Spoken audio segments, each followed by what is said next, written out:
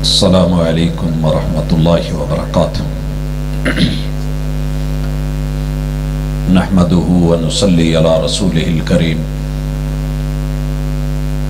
اعوذ باللہ السمیع العلیم من الشیطان الرجیم۔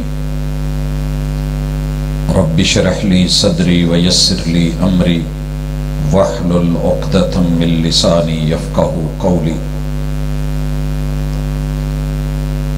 میں نے مانا کہ نہیں کوئی بھی خوبی اس میں،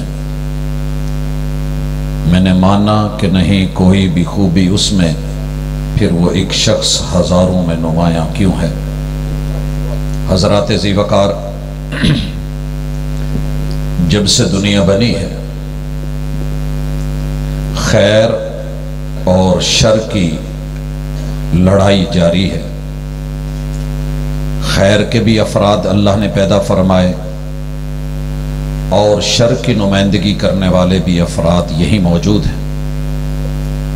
اللہ پاک کا بہت بڑا احسان ہوتا ہے کہ میرا مالک کسی کو خیر کی نمائندگی کے لیے، حق کی وکالت کے لیے چن لے۔ رات کے ان لمحات میں ہم اللہ کی زمین پر اس گواہی کے لیے یہاں حاضر ہیں کہ مالک، آپ نے جن بندوں کو خیر کے لیے، خیر کی وکالت کے لیے چنا تھا، ان میں ایک نمایاں نام خطیب ایشیا قاری عبدالحفیظ رحمت اللہ علیہ کا بھی ہے۔ ہم ان سے راضی ہیں، الہ العالمین تو بھی راضی ہو جا۔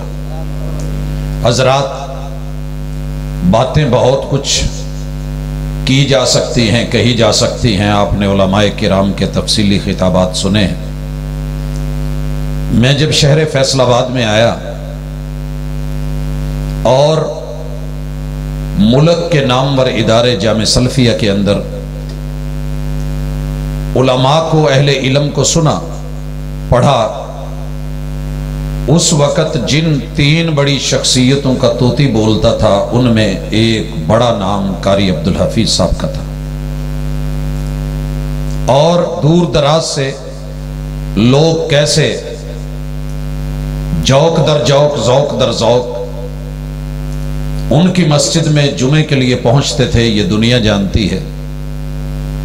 اور ملک عزیز کی بڑی بڑی کانفرنسیں، اور بالخصوص خانپور کی کانفرنس جس کا اختتامیہ ختام مسک شیخ کی اور خطیب ایشیا کی تقریروں سے ہوتا تھا، اور جمع غفیر صرف سن نہیں رہا ہوتا تھا بلکہ وہاں عقیدے بدل رہے ہوتے تھے، تربیتیں ہو رہی ہوتی تھی، پختگیاں مل رہی ہوتی تھی۔ کہنے کو بہت کچھ ہے لیکن مجھے تین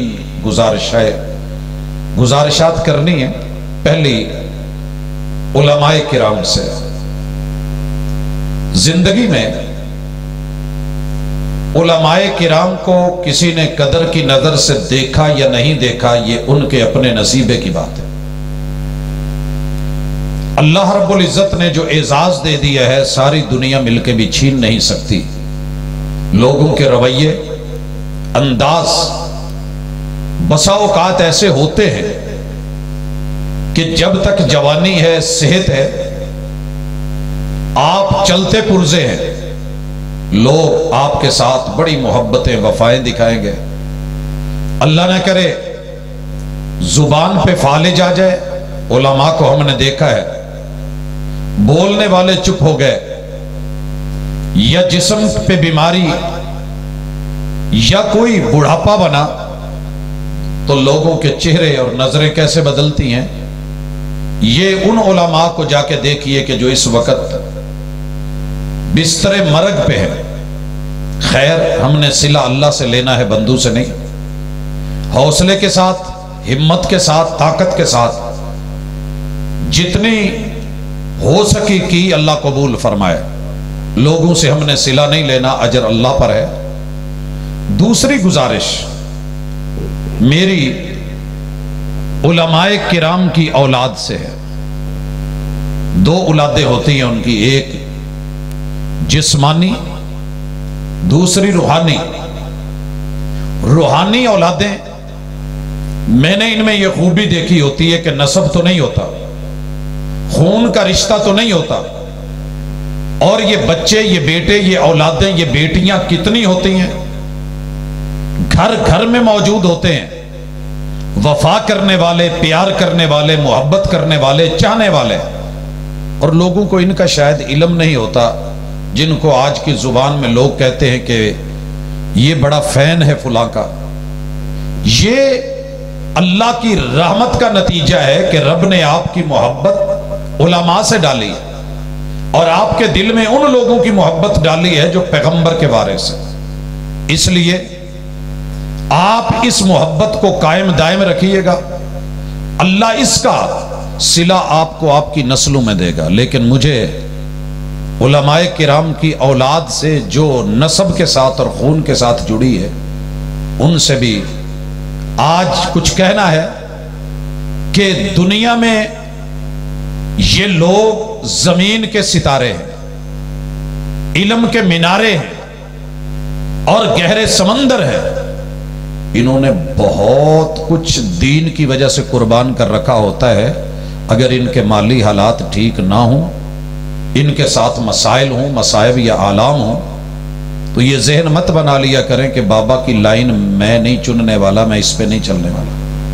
मैं उलमाए किराम को उनके दर्द देखता हूं। शहर के, वतने अजीज के बहुत खुश नसीब होंगे वो उलमा कि जिनके बच्चे उनकी लाइन पे हैं, डगर पे हैं। वगरना अक्सर व बेशतर एक ही शिकवा होता है कि जो लाइन बाबा की थी, कसम परसी में, जिस तकलीफ में, जिस दुख दर्द में, जिन मसाइब में अब्बू ने जिंदगी गुजारी है, मैं इस लाइन पे नहीं आने वाला। कदर तब होती है जब ये लोग चले जाते हैं। मैं एक जनाजा पढ़ा रहा था और जिनका मैंने जनाजा पढ़ाया वो आलिम नहीं मगर उलमा से प्यार करते थे। खूबसूरत सफेद दाढ़ी, बारोब हसीन चेहरा, लेकिन अक्सर कहा करते थे रब ने 2 बेटे दिए, शेरों जैसे हैं, मगर उनके चेहरे पे पैगंबर की सुन्नत नहीं है। मुझे बड़ी परेशानी है और ख्वाहिश है कि ये हो जाए वैसा। खैर, बाप फौत हो गया, जनाजे पे बुलाया गया, जनाजा पढ़ाया। आज उनके चले जाने के बाद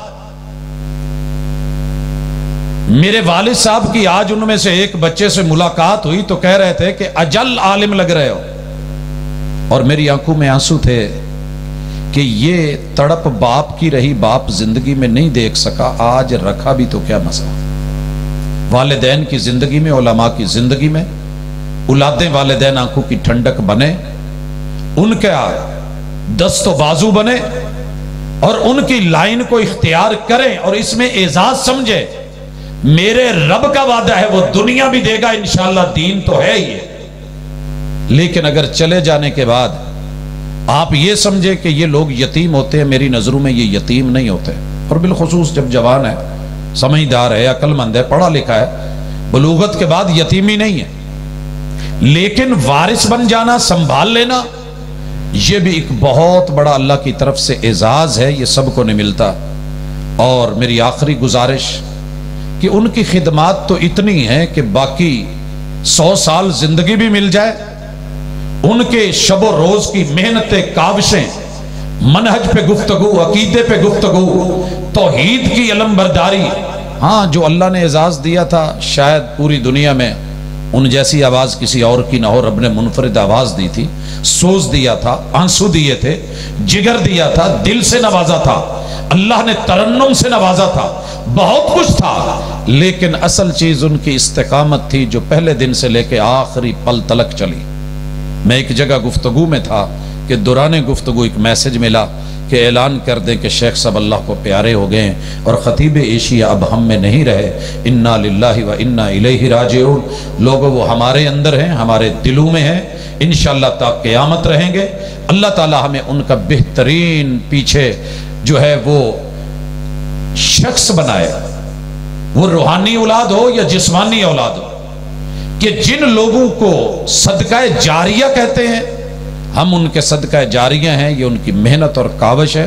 وہ علماء ہوں، وہ عوام ہو، وہ گھروں کے اندر بیٹھے ہوئے افراد ہوں، بیٹے بیٹیاں ہوں، اللہ ہم سب کو ان کی خیر کے لیے، بھلائی کے لیے صدقہ جاریہ بنائے، ان کے درجات کو بلند کرے۔ اور یہ جذباتی اور وقتی گفتگو نہیں ہے، نہ ہی یہ کانفرنس جذباتی ہو، بلکہ یہ دائمی بنیادوں پہ ہو۔ ہم اپنے تمام اسلاف کو جو اس دنیا سے چلے گئے، ان کی خدمات کو خراج تحسین پیش کر کے اللہ کے ہاں درخواست کرتے ہیں کہ اللہ قبول فرمائیے، درجات کو بلند کیجئے، ان کی نسلوں میں اور ان کی آل میں اللہ خیر اور بھلائی کو تا قیامت جاری رکھیے۔ اقول قولی ھذا وآخر دعوانا ان الحمدللہ۔